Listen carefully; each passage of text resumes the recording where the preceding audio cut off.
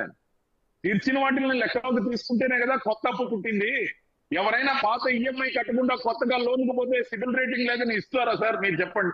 వీళ్ళందరూ విఘ్నులు, అందరికీ నిజాలు తెలుసు సార్. కానీ మేము ఇన్ని చేసిన తర్వాత మేము ఇచ్చిన హామీలు ఇందాక దీపక్ రెడ్డి గారు చెప్పినట్టు వాళ్ళు వేసుకొచ్చిన బుక్ తో మాకు సంబంధం లేదండి. వాళ్ళు ఏదో ఒకటి రాసుకొని వస్తారు, వాళ్ళకి అలవాటు. మేము 4 పేజీలు సాక్షి పేపర్ మా మేనిఫెస్టో కాదండి. సాక్షి పేపర్ కటింగ్ లేదు. ఈనాడు మీకు మేనిఫెస్టో కాదు, సాక్షి పేపర్ మాకు మేనిఫెస్టో కాదు. మా మేనిఫెస్టో 4 పేజీలు 2 పేపర్లు మాత్రమే. ఆ 2 పేపర్లో మేము క్రోడీకరించి ఇచ్చిన వాగ్దానాలన్నీ ఏదైతే స్టిమ్యులేట్ చేసి ఇచ్చామో 129 హామీలు ఇచ్చాం. 128 హామీలు సంపూర్ణంగా అమలు చేశాం. సంపూర్ణ మద్యపాన నిషేధం ఒక్కటే పాక్షికంగా అమలు చేయగలిగాం. మేము నిజమే చెప్తాం, అబద్ధం చెప్పట్లా. ఖచ్చితంగా కూడా మాకు ఆ ధైర్యం ఉంది. మీలాగా ఎలక్షన్ అయిపోయిన తర్వాత మేనిఫెస్టోని పార్టీ ఆఫీస్ వెనక గొయ్యి తీసి పాతిపెట్టాం. వెబ్సైట్ నుంచి తొలగించం. ప్రతి ఆఫీస్ లో పెట్టాం మా మేనిఫెస్టో లామినేట్ చేసి ఒక గోడ నిండా ప్రతి ఐటమ్ ని టిక్ చేసుకుంటూ వచ్చాం. చిత్తశుద్ధితో పనిచేశాం.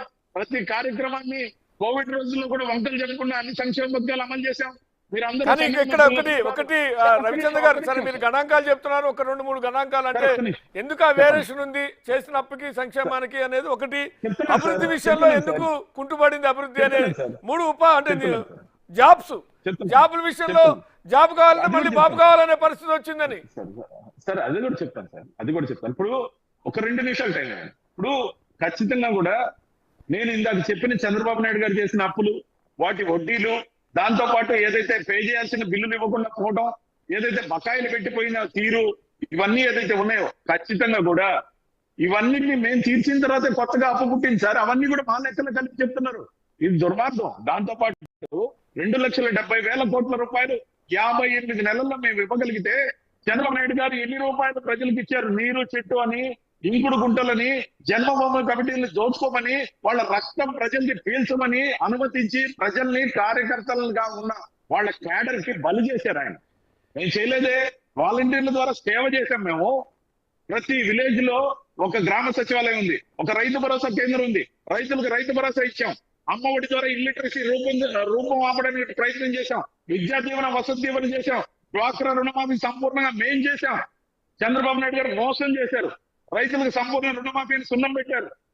ఒక్క దాంట్లో కూడా మేలు చేయకపోగా ఆ అంశాలన్నీ పక్కకు పోవాలని కేవలం విమర్శల ద్వారా ఓటు అడగడానికి మళ్ళా ట్రయాంగిల్ గా ఫామ్ అయి వీళ్ళే వస్తున్నారు. 2014లో చంద్రబాబు నాయుడు గారు ముఖ్యమంత్రిగా ఉన్నప్పుడు ఎవరైతే సపోర్ట్ చేశారో అదే దుర్మార్గమైన 2 పార్టీలు మళ్ళా ఆయన్నే సీఎం క్యాండిడేట్ గా ఎండోర్స్ చేస్తున్నాయి.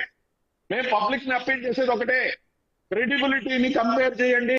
జగన్మోహన్ రెడ్డి గారు ఇచ్చిన 129 హామీల్లో 120 సంపూర్ణంగా అమలు చేశాం, 1 పాక్షికంగా అమలు చేశాం. We are bringing our manifesto and 2014 Chandrababu Naidu గారి మేనిఫెస్టో కూడా ప్రజల్లో మేమే సప్లై చేస్తున్నాం.